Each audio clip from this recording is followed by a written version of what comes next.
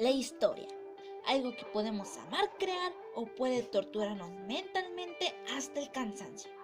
Yo soy Jack, bienvenidos a un nuevo video para el canal. ¿Cómo puedo crear la historia para mi manga?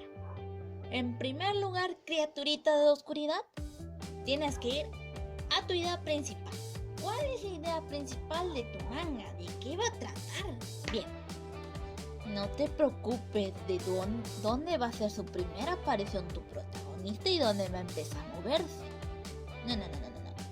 Lo primero que tienes que hacer es subirte a la máquina del tiempo imaginaria que no tienes y retroceder en el tiempo. Lo que primero debemos hacer es el trasfondo de la historia. ¿Por qué? Porque no puede haber un presente ni un futuro sin un pasado, obviamente. Así que lo primero que tienes que hacer es empezar a cimentar los sucesos que han transcurrido en el mundo.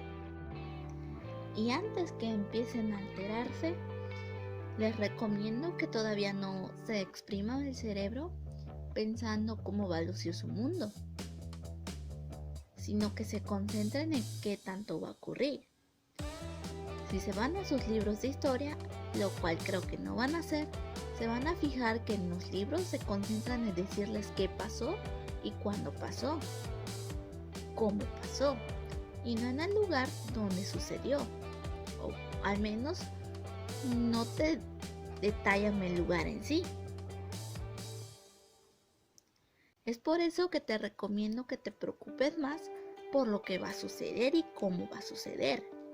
Para plantear tu trasfondo, puedes seguir una estrategia que yo uso mucho, que es plantear y explicar. Primero, plantéate un suceso que vaya acorde al tema que va a tratar tu manga o a la trama que quieres que siga, a la idea principal que tienes. Y después, explica cómo rayos se relaciona al espacio en sí en el que va a ocurrir las cosas. De qué manera está ligado a tu idea principal. Mi proyecto se llama en sí Shinigami no Tamashi, que significa alma de Shinigami, o se supone que debe significar alma de Shinigami. No lo sé realmente, el nombre lo establecí cuando tenía 12 años, en ese tiempo no sabía y todavía quiero aprender, todavía no lo hago. En ese entonces no sabía absolutamente nada de japonés. Fue un nombre que fascinó a mi yo de 12 años. Y aún ahorita me sigue fascinando porque me trae mucha nostalgia. Hace 6 años empecé con ese proyecto.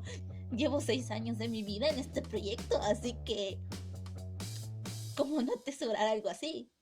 Mi idea principal es el grupo de protagonistas que tienen que enfrentarse a la calamidad. La calamidad es una concentración de almas corrompidas que no pudieron pasar al otro lado. ¿Por qué? Porque cuando vivían eran personas sumamente despreciables y cuando murieron no se arrepintieron en absoluto, por lo que no podían ser purificadas. Así que poco a poco se fueron acumulando en un sitio, pero fueron confinadas para que no hicieran daño, cosa que no salió como tenían planeado. Pero lo primero que debes preguntarte es de dónde va a salir tu conflicto principal, que generó el conflicto principal de tu idea. Así sea un triángulo amoroso o así sea un shonen como estoy haciendo yo, tienes que preguntarte de dónde carajo salió tu conflicto principal. En mi caso, la calamidad surgió de las almas que no pueden ser purificadas porque no se arrepienten al morir. Así que así estaban las cosas. El trasfondo de la historia va que el mundo estaba en su creación, empezaron a aparecer las razas, aparecieron los humanos, etcétera, etcétera. Todo estaba bien, había paz, etcétera, etcétera. Los humanos y los seres sobrenaturales nacen, crecen, se desarrollan, se reproducen, mueren, pasan por el ciclo de la vida, a excepción de algunos locos que buscan la inmortalidad.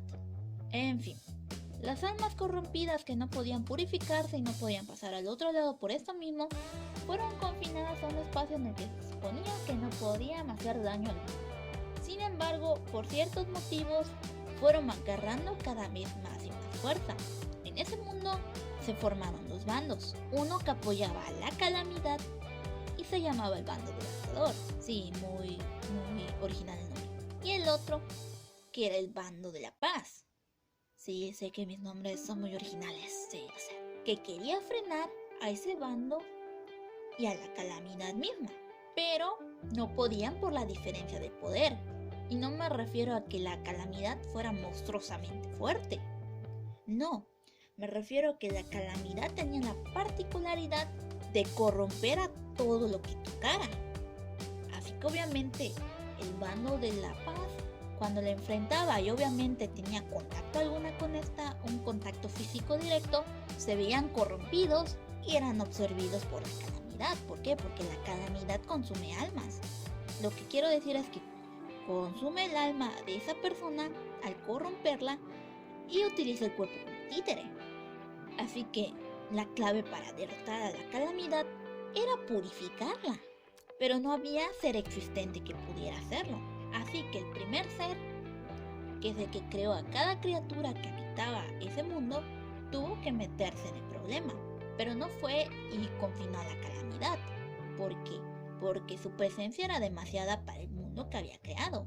Por ejemplo, es como si tú crearas una maqueta en miniatura e intentaras interactuar en ella. Obviamente no vas a poder sin destruir las cosas.